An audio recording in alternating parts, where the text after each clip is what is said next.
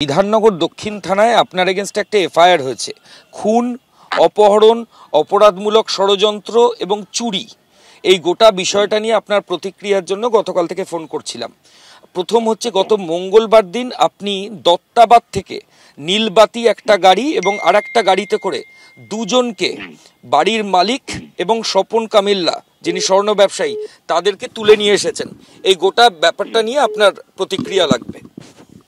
দেখুন, আমি এরকম কোনো অন্যায় কাজ করিনি। এটা আমার এগেনস্টে চক্রান্ত করা হচ্ছে। এটা শুধু এবার প্রথম নয়, প্রায় এই চক্রান্তটা একটা কিছু অসাধু লোকজন করছে। আইন আছে, আদালত আছে, আর আমার নামটাকে ব্যবহার করা হচ্ছে কালিমা লিপ্ত করবার জন্য। কিন্তু আপনার ছবি তো যারা যারা অভিযোগকারী থেকে শুরু করে যারা ভিকটিম, তারা আইডেন্টিফাই করছেন যে আপনি এসেছিলেন, এবং সেটা আজকেও অশোক কর বলে একজন আমাদের মুখোমুখি হয়েছিলেন, তিনি পরিষ্কারভাবে বললেন যে আপনার নিউ টাউনে কি আপনার কোনো ফ্ল্যাট আছে? আমার দেখুন, আপনারা যদি এরকম কোন দলিল বা কাগজ আমাকে দিতে পারেন আমার নামে ফ্ল্যাট আছে, যার স্বর্ণ ব্যবসায়ীর কথা বলেছেন, স্বর্ণ ব্যবসায়ীর কথা স্বর্ণ ব্যবসায়ী জানবে, পুলিশ তদন্ত করছে, আমাকে যদি ডাকে আমি সহযোগিতা করবো। আপনার এগেইনস্টে তো মার্ডার কেসের কমপ্লেন হয়েছে, এফআইআর হয়েছে। আমার কাছে এরকম একটা ফোনও এসেছে যে আপনার নামটাকে যদি ঢুকিয়ে দিই এটা এক লেভেল থেকে আসছে, বুঝতে পেরেছেন? এটা আমি কোথাও আপনাদের বলতে চাচ্ছি না, শুধু আপনাকে বলে রাখি। স্বপন কামিল্লাকে আপনি চেনেন? আমি কেন স্বপন কামিল্লাকে চিনতে যাব? অশোক করকে চেনেন? আপনার বাড়িতে কুকুর দেখাশোনার কাজ করতো। দেখুন, অশোক কর আমার বাড়ি, আমি তো ওখানে বাড়ি নেই। বাড়ি কথাটা আপনি বলছেন কিভাবে? বাড়িটা ফ্ল্যাটটার কাগজ আপনারা মিডিয়াতে দেখান না। আমি বলছি না, ওখানে একটা ফ্ল্যাটে।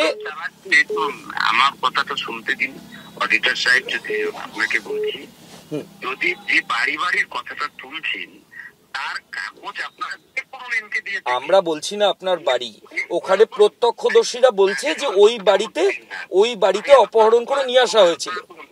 আমরা একবারও বলছি না আপনার বাড়ি, প্রত্যক্ষদর্শীরা বলছে যে ওই বাড়িতে অপহরণ করে নিয়ে আসা হয়েছিল, এবং সেই অপহরণ কাকে করবে? আমি একজন আইনের লোক হয়ে কখনো আইন হাতে নেব? এই বোকামিটা তো আমি নিশ্চয়ই করবো না। আইনের লোক কখনো আইন হাতে নেবে এটা হতে পারে না। স্বপন কামিল্লাকে আপনি চেনেন? আমি কেন স্বপন কামিল্লাকে চিনতে যাব? অশোক করকে চেনেন? আপনার বাড়িতে কুকুর দেখাশোনার কাজ করতো। দেখুন, অশোক কর আমার বাড়ি, আমি তো ওখানে বাড়ি নেই। বাড়ি কথাটা আপনি বলছেন কিভাবে? বাড়িটা ফ্ল্যাটটার কাগজ আপনারা মিডিয়াতে দেখান না। আমি বলছি না, ওখানে একটা ফ্ল্যাটে।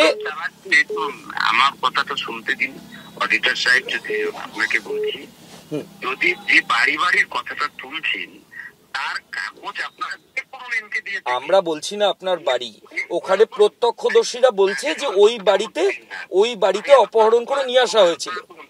আমরা একবারও বলছি না আপনার বাড়ি, প্রত্যক্ষদর্শীরা বলছে যে ওই বাড়িতে অপহরণ করে নিয়ে আসা হয়েছিল, এবং সেই অপহরণ কাকে করবে?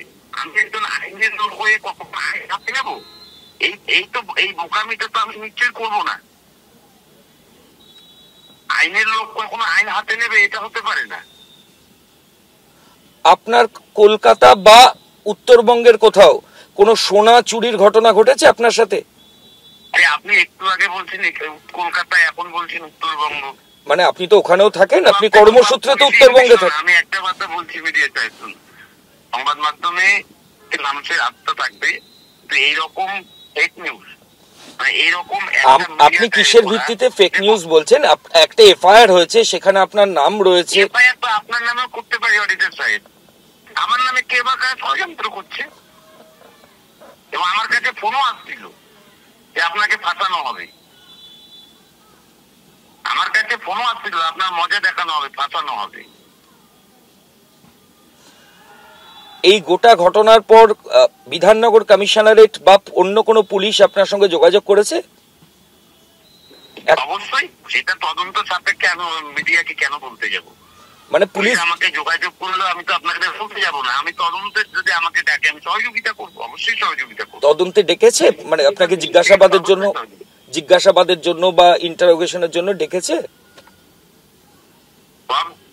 আমাকে জিজ্ঞাসা করেছে, সবই করছে, ইতিমধ্যেই করেছে জিজ্ঞাসাবাদ। আপনি বলছেন যে এই গোটা ঘটনার সঙ্গে আপনি জড়িত নন, এটা একটা কনস্পিরেসি। না না, আমি আপনাদের বলছি আমি কেন জড়িত থাকতে যাব। আমি একজন আইনের লোক আছি, আপনি খবর নিয়ে দেখুন না। নিউ টাউনের যাত্রাগাছিতে একজনের ক্ষতবিক্ষত বডি পাওয়া গেছে গত থার্সডে। সেই লোকটার একটা সোনার দোকান রয়েছে, সেই সোনার দোকানের বাড়ির মালিক তিনি বলছেন, শুধু তাই নয়, যে মারা গেছেন তার বাড়ির লোক একটা রিটেন কমপ্লেন করছেন বিধাননগর সাউথ পিএসএ, এবং সেখানেও আপনার নাম রয়েছে। আপনি দেখে নিন কমপ্লেন ডেটটা কত আছে, আমি দেখেছি কমপ্লেন ডেটটা কত আছে এবং কিভাবে আছে দেখে নিন, ঠিক আছে। আমি পরিষ্কার একটা কথা আপনাদের বলছি, এটা আমাকে ফাঁসানো এবং চক্রান্তের শিকার।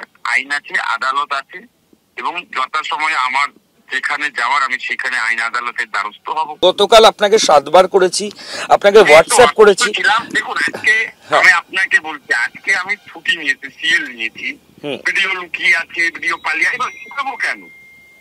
আমার যদি ষড়যন্ত্র আমি নিজে বুঝতে পারছি, আমার তো এখানে কিছু নেই। চক্রান্তকারীরা চক্রান্ত করে যাক, কি ক্ষতি আছে? তার জন্য তো আইন আদালত আছে, তার জন্য তো মহামান্য আদালত আছে।